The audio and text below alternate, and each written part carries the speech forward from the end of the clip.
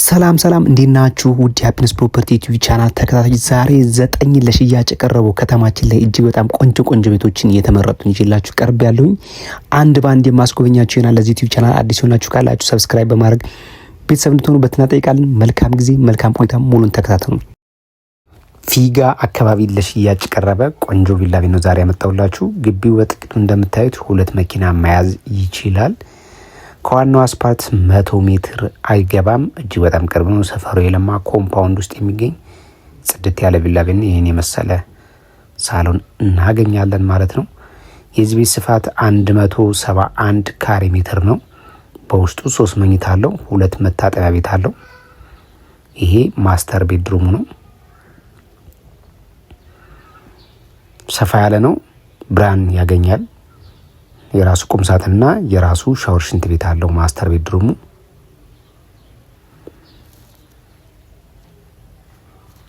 የኔ መሰለ ሻወር ቦክስ የተገጠመለት ዘመናዊ ቪላ ቤት ነው። እዚህ ጋር የልጆች ወይም የእንግዳ መታጠቢያ እናገኛለን። እዚህ ጋር ደግሞ ሁለተኛው የልጆች መኝታ ቤት አለ። እዛ ጋር ሶስተኛው መኝታ ቤት ቁልፍ ስለነበር አጋጣሚ አላሳየዋችሁም። በውስጡ 3 መኝታና 2 መታጠቢያ ቤት ነው ያለው።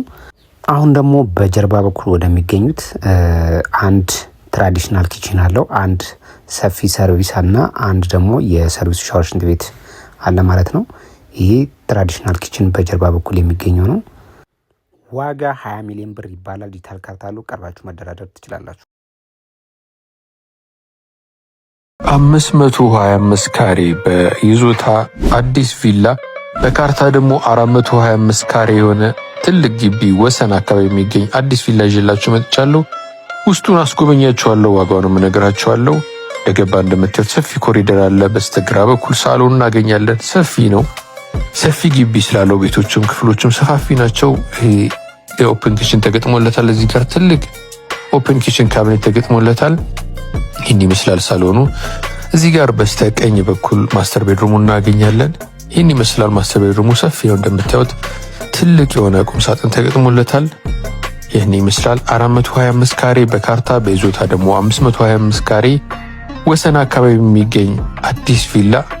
ይሄ ማስተር ባዝሩሙ ነው። እዚህ ጋር ኮመን ባዝሩም አለ። ዋና ቤቱ ላይ ወደ 4 መኝታ ክፍሎች አሉት። ይሄ ሌላ አንዱ መኝታ ክፍል ነው። አነስተኛ ቁም ሳጥን አለው እንደምታዩት። ሁሉም ክፍሎች የራሳቸው የሆነ በቂ ተፈጥሯዊ ብርሃን አላቸው። እዚህ ጋር ሌላ መኝታ ክፍል ነው። 3 መኝታ ክፍሎች አየን። ይሄኛው መኝታ ክፍል ሶስተኛው የራሱ የሆነ ባዝሩም አለው። ይሄኛው ደግሞ 4ኛው መኝታ ክፍል ነው። ዋና ቤቱ ላይ የሚገኝ ሰርቪሱ ላይ ተጨማሪ ክፍሎች አሉ። ይሄ አንዱ ሰርቪስ ላይ የሚገኝ ክፍል ነው። እዚህ ጋርም ሌላ ክፍል አለ። ወደ 3 ሰርቪስ ክፍሎች አሉ። ይሄኛው ኪችን ነው። ኪችኑ የራሱ የሆነ የአስቤዛ ስቶር ክፍልም አለው። ይህን ይመስላል 425 ካሬ በወሰን አካባቢ። ዋና ቤቱ ላይ 4 መኝታ ክፍል፣ ሰርቪሱ ላይ 3 መኝታ ክፍል ከሰበተጨማሪ የሰራተኛ መኝታና የሰራተኛ ባዝሩም ያለው ቤት ይዤላችሁ መጥቻለሁ። ዋጋው 45 ሚሊዮን ብር ነው። ገዢው ናችሁ ደውሉልን። በሶስተኛ ደረጃ እንግዲህ ሙሉ ቪዲዮ ባይኖረኝም ለቤተሰብ መሆን የሚችል ቆንጆ ቪላ ቤት ነው። ይሄ ቪላ ቤት የሚገኘው ሰሚት 3ኛ በር አካባቢ ነው። አጠቃላይ ስፋቱ 250 ካሬ ሜትር ነው። በይዞታ 270 ነው። ዋጋ 18 ሚሊዮን ብር ይባላል። ቆንጆ ሳይት ኮምፓውንድ ነው። ሰፈሩ ቦሌ ክፍለ ከተማ ነው። ዲጂታል ካርታ አለው። ዋጋ 18 ሚሊዮን ብር። ቀርባችሁ መደራደር ትችላላችሁ። ሙሉ ቪዲዮ ስለሌለ ይቅርታ። በመሃል ከተማ ጉርድ ሾላ አካባቢ G+2 ቤት አዲስ ቤት ማንም ያልኖረበት ይዤላችሁ መጥቻለሁ። ውስጡን በፍጥነት አስጎበኛችኋለሁ። ዋጋውንም እነግራችኋለሁ። አብራችሁ ቆዩ። ግቢው በትንሹ 2 መኪና ያቆማል። ወደ ውስጥ እንደገባን ኮሪደር አነስተኛ እናገኛለን። በስተቀኝ በኩል ሳሎን አለ። ሰፊ ሳሎን እንደምታዩት የራሱ የሆነ ኦፕን ኪችንም አለው። ቆንጆ ፊኒሽንግ ማቴሪያል የተሰራ ቤት ነው። ይሄ ግራውንድ ፍሎር ላይ የሚገኝ ሳሎን ነው። እንደምታዩት ኪችኑ ይህንን ይመስላል። በዚህ ወደ ውስጥ ስንሄድ ደግሞ ሌሎች ክፍሎች እናገኛለን። እዚህ ጋር ኮመን ባዝሩም አለ። ወደ ጓሮ ስንሄድ ደግሞ ዋናውን ትራዲሽናል ኪችን እናገኛለን። የሰራተኛ መኝታ፣ የላውንደሪ ክፍል፣ የሰራተኛ ባዝሩምም አለው። በዚህ በጓሮ በኩል ግራውንድ ፍሎር ላይ ያሉ ክፍሎች ይህንን ይመስላሉ። ወደ አንደኛ ፎቅ ሄደን ደግሞ ማስተር ቤድሩሙንና ተጨማሪ ክፍሎችን እናያለን። ወደ አንደኛ ፎቅ ላይ ስንሄድ ማስተር ቤድሩምና ተጨማሪ ክፍሎችን እናያለን። 175 ካሬ G+2 በጉርድ ሾላ አካባቢ ነው። አዲስ ቤት ነው። ይሄ መጀመሪያ እያየን ያለነው ማስተር ቤድሩሙ ነው። ሰፊ ነው። የመኝታ ቤቱ ብቻ ነው። የራሱ የሆነ በረንዳ አለው። ወደ ውስጥ ስንገባ መልበሻ ክፍል ወኪንግ ክሎዜት አለው። ወደ ውስጥ ስንገባ ደግሞ ሌላ ባዝሩም አለው። የራሱ የሆነ ባዝሩም አለው። ማስተር ባዝሩሙ ይህን ይመስላል። ሰፊ ነው። ይህንን ይመስላል። አንደኛ ፎቅ ላይ የሚገኘው ማስተር ቤድሩሙ ይህንን ይመስላል። ሌላ ተጨማሪ 2 ክፍሎች አሉ። የልጆች መኝታ ክፍሎች። ለሁለቱ መኝታ ክፍሎች የራሳቸው ኮመን ባዝሩም እዚህ አለ። ይህ የምታዩት አንደኛው መኝታ ክፍል ነው። ተጨማሪ መኝታ ክፍል ደግሞ ይሄኛው ነው። አንደኛ ፎቅ ላይ ያሉ ክፍሎችን አየን። ወደ ሁለተኛ ፎቅ ሄደን ደግሞ ወደ ሁለተኛውና ወደ መጨረሻው ፎቅ ሄደን ሌላ ተጨማሪ ክፍሎች እናያለን። ሁለተኛ ፎቅ መጀመሪያ ላይ የምናገኘው እቺ ስፔስ ናት። የፋሚሊ ስፔስ ናት። እንደ ተጨማሪ ሳሎን ማድረግ ይቻላል። ይሄኛው ደግሞ ቴራስ ነው። ሁለተኛ ፎቅ ላይ የሚገኝ። እዚህ በኩል ደግሞ ሰፊ ክፍል አለ። እንደ ጂም ማድረግ ይቻላል። እንደ ሳሎንም ማድረግ ይቻላል። ከቴራሱ ጋር ቀላቅሎ አነስተኛ ፕሮግራም ሲኖር እዚህ ማካሄድ ይቻላል። ሁለተኛ ፎቅ ላይ ነው የምንገኘው። ተጨማሪ እታች እንዳየናቸው አይነት ተጨማሪ መኝታ ክፍሎች አሉ። 2 መኝታ ክፍሎች የራሳቸው በረንዳ ያላቸው፣ የራሳቸው ባዝሩም ያላቸው ለሰፊ ቤት የሚሆን 175 ካሬ G+2 ዋጋው 52 ሚሊዮን ብር ነው። ገዢው ናቸው። ደውሉልን። ቻው። በአምስተኛ ደረጃ ደግሞ ይዤላችሁ የቀረቡት አያት አካባቢ የሚገኝ 260 ካሬ ሜትር የሆነ እጅግ በጣም ጽድት ያለ አዲስ ቪላ ቤት ነው። ግቢው 2 መኪና በደንብ አድርጎ ማቆም ይችላል። እስከ 3 ድረስ መያዝ ይችላል። አያት ዞን 5 አካባቢ የሚገኝ ቆንጆ ቪላ ቤት ነው። እንደምትመለከቱት ሰፋ ያለ ኦፕን ኪችን ያለው ሳሎን እናገኛለን ማለት ነው። እዚህ ጋር በግራ በኩል ደግሞ ማስተር ቤድሩማችን እናገኛለን። ይህ ቤት በውስጡ 3 መኝታና 3 ባዝሩም አለው። እያንዳንዱ መኝታ ቤቶች የራሳቸው ሻወር ሽንት ቤት አላቸው ማለት ነው። ይሄ የማስተር ቤድሩም ሻወር ሽንት ቤት ነው።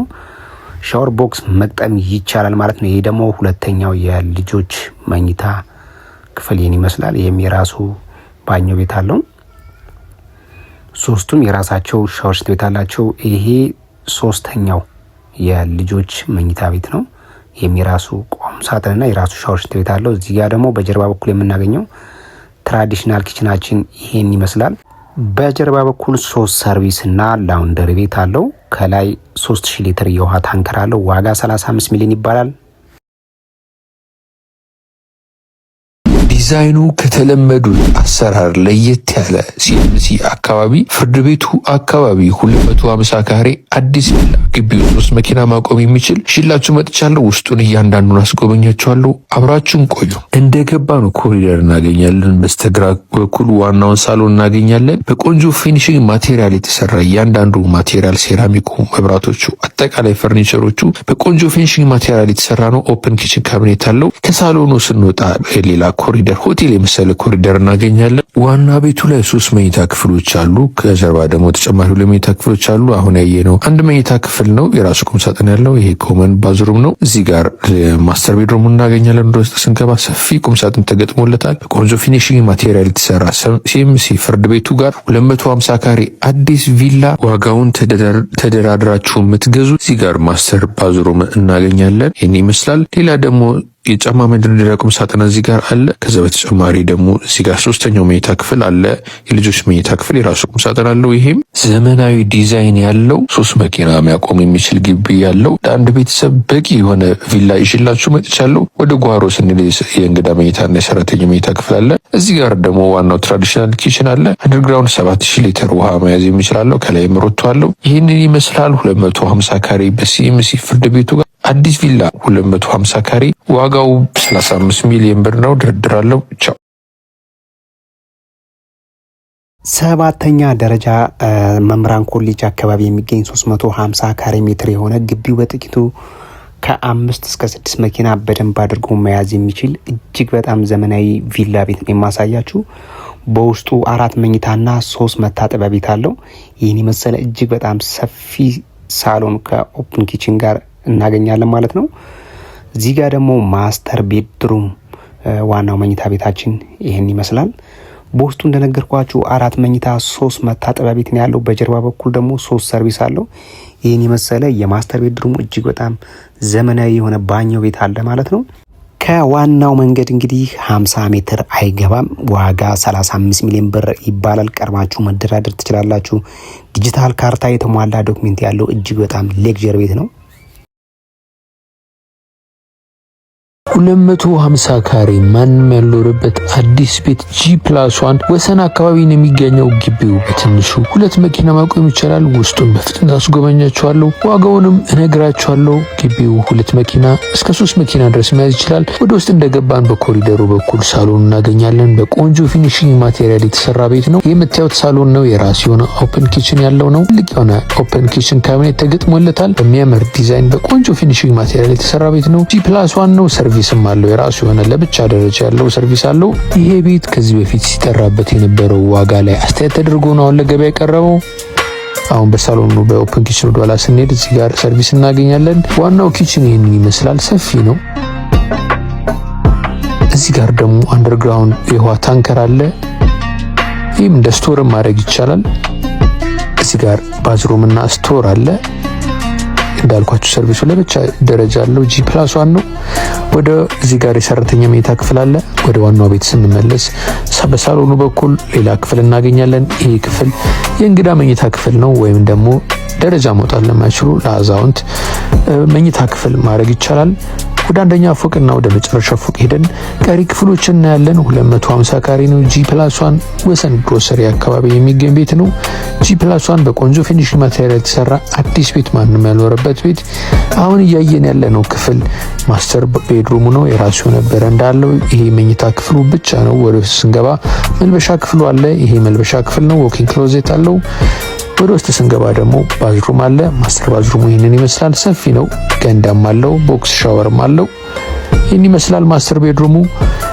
ከማስተር ቤድሩሙ ወጥተን ደግሞ ሌላ መኝታ ክፍሎች እናገኛለን። በስተቀኝ በኩል መጀመሪያ የምናገኘው የልጆች መኝታ ክፍል ነው። የራሱ የሆነ በረንዳ፣ የራሱ የሆነ ቁም ሳጥን ያለው የልጆች መኝታ ክፍል ነው። ይሄ ከልጆች መኝታ ክፍል ስንወጣ ደግሞ እዚሁ ወደ ሰርቪስ ሳንሄድ ሌላ መኝታ ክፍል እዚህ ጋር እናገኛለን። የራሱ ቁም ሳጥን ያለው።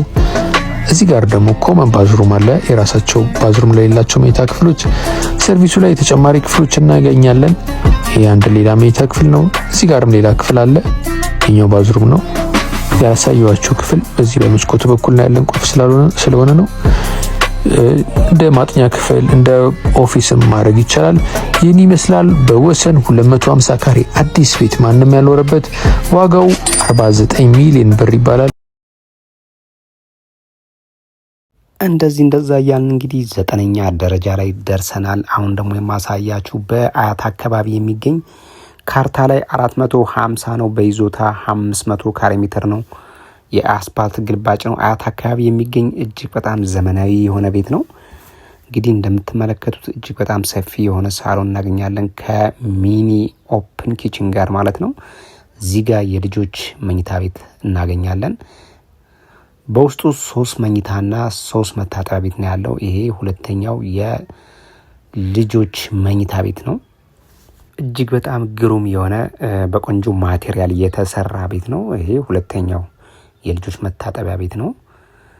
እዚህ ጋር ደግሞ ዋናው ወይም ማስተር ቤድሩም ትልቁን መኝታ ቤት እናገኛለን። በዛው ገብተን የልብስ መቀየሪያ ቁም ሳጥን ክሎዜታችን እናገኛለን። ይሄ የማስተር ቤድሩም ሻወር፣ ሽንት ቤት ይህን ይመስላል። እጅግ በጣም ሰፊ ነው። እንግዲህ ሰፊ ግቢ ለሚፈልግ ሰው ይሄ ቤት እጅግ በጣም ተመራጭ ነው። በጀርባ በኩል ተጨማሪ የሰራተኛ ክፍል፣ ትራዲሽናል ኪችን እና የጥበቃ ቤት አለ። ዋጋ 45 ሚሊዮን ብር እየተጠራ ይገኛል። ቀርባችሁ መደራደር ትችላላችሁ። ዲጂታል ካርታ አለው። ደውሉ። መልካም ጊዜ